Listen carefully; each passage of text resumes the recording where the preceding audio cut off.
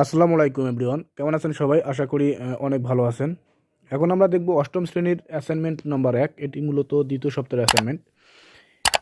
এই অ্যাসাইনমেন্টের শিরোনাম হবে সালভিত্তিক ফ্লোচার্ট প্রণয়ন এবং 7ই মার্চের ভাষণের উপর নিজের অনুভূতি উপস্থাপনা। ঠিক আছে, এখানে শিকন, ফল ও বিষয়বস্তু দেওয়া আছে। 7 মার্চের ঐতিহাসিক ভাষণের মূল কথা জানবো এবং এর গুরুত্ব প্রক্রিয়া মূল্যায়ন করতে পারবো।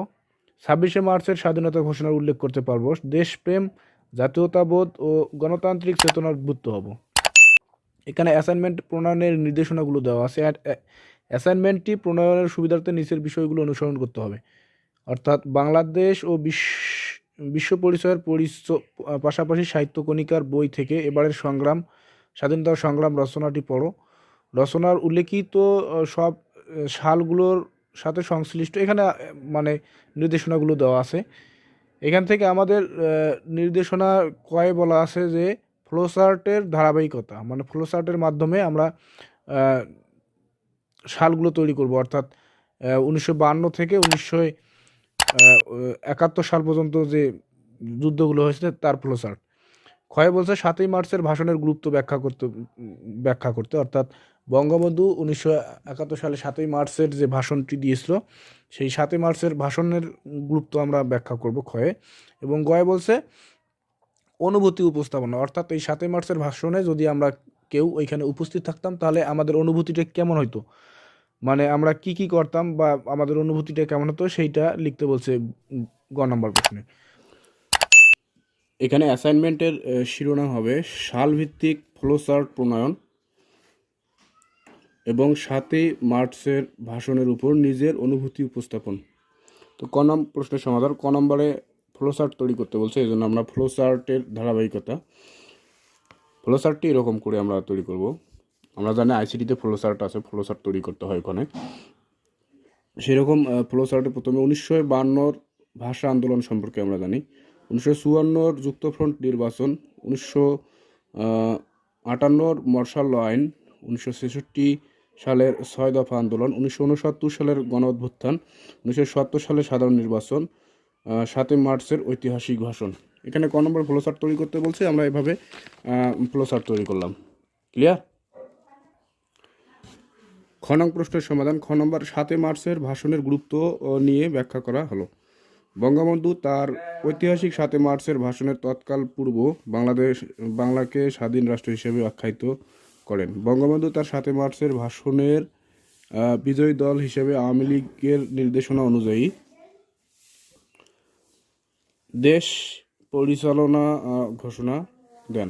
জনগণের প্রতি পাকিস্তান সরকারের সঙ্গে সব ধরনের অসহযোগিতার নির্দেশ দিয়ে তিনি তার ভাষণে কোর্ট কাছারি, অফিস, শিক্ষা প্রতিষ্ঠান অনির্দিষ্টকালের জন্য বন্ধ ঘোষণা করেন।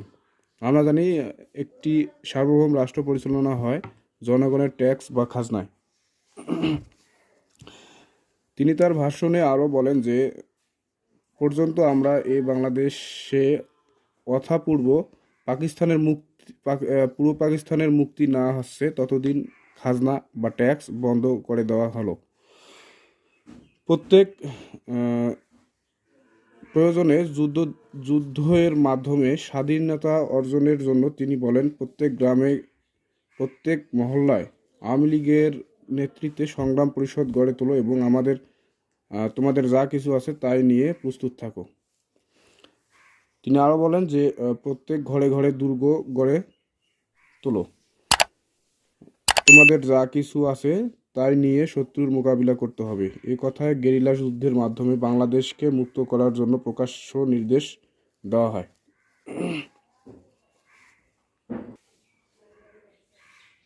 10 লক্ষ লোকের উপস্থিতিতে তিনি তার এ বক্তৃতায় বাংলাদেশ শব্দটি ব্যবহার করেন, ভবিষ্যতে নতুন রাষ্ট্রের নামকরণ চূড়ান্ত করেন।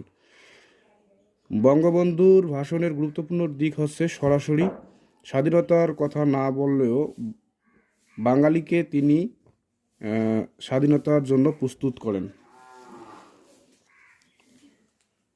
বক্তৃতার শেষ অংশে এবারের সংগ্রাম মুক্তির সংগ্রাম, এবারের সংগ্রাম স্বাধীনতার সংগ্রাম ঘোষণাটিতে স্পষ্টভাবে স্বাধীনতার ডাক দেয়। 10 নং প্রশ্নের সমাধান গ নম্বর প্রশ্নে বলা আছে 1971 সালে 7ই মার্চের রেসকোর্স ময়দানে আমি উপস্থিত থাকলে বঙ্গবন্ধুর ভাষণ শোনার পর আমার যে অনুভূতি প্রকাশ পেত তা নিম্নে উপস্থাপন করা হলো। 1971 সালে 7ই মার্চের দিনটি ছিল রবিবার। তৎকালীন সময়ে আমি রেসকোর্স ময়দানের সকাল থেকে অধীর আগ্রহে উপস্থিত থাকতাম বঙ্গবন্ধুর কথা শোনার জন্য এবং সেই মহান মানুষটিকে কাছ থেকে দেখার জন্য। সেদিন প্রায় 10 লক্ষ মানুষের মধ্যে আমিও উপস্থিত থাকার সৌভাগ্য অর্জন করতাম এবং বঙ্গবন্ধুর ভাষণ শোনার অভিজ্ঞতা অর্জন করতাম। বঙ্গবন্ধু তার 7ই মার্চের ভাষণের বিজয়ী দল হিসেবে আওয়ামী লীগের নির্দেশনা অনুযায়ী দেশ পরিচালনার ঘোষণা দেন। তিনি আরও বলেন, প্রত্যেক গ্রামে প্রত্যেক মহল্লায় আওয়ামী লীগের নেতৃত্বে সংগ্রাম পরিষদ গড়ে তোলো। তোমাদের যা কিছু আছে তাই নিয়ে প্রস্তুত থাকো। বঙ্গবন্ধুর ভাষণে নিয়ে আলোচনা করতাম এবং আমরা কয়েকজন বন্ধু মিলে দেশকে শত্রুর হাত থেকে রক্ষা করার জন্য ভারতে প্রশিক্ষণ শেষে গেরিলা পদ্ধতিতে যুদ্ধ করে 1971 সালের 16ই ডিসেম্বর দেশকে শত্রুমুক্ত করতাম।